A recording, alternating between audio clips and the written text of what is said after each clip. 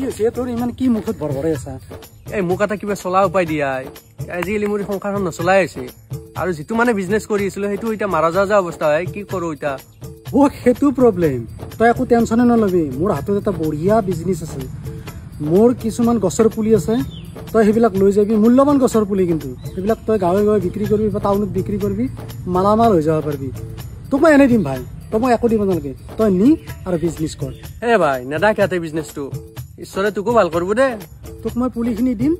তই আৰামছে লৈ যাবি আৰু বিক্ৰী কৰিবি আৰু মালামাল হৈ যাবি তই এইকেইটা পুলি লৈ যা আৰু বিক্ৰী কৰিবি ভাই বহুত বহুত ধন্যবাদ মোক সেইখিনি সহায় কৰাৰ বাবে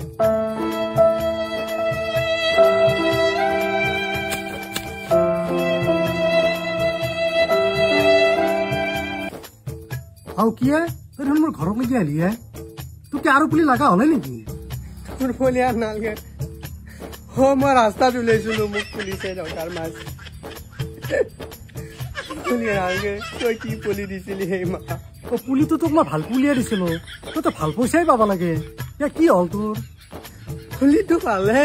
কিন্তু চব ভাঙৰ পুলি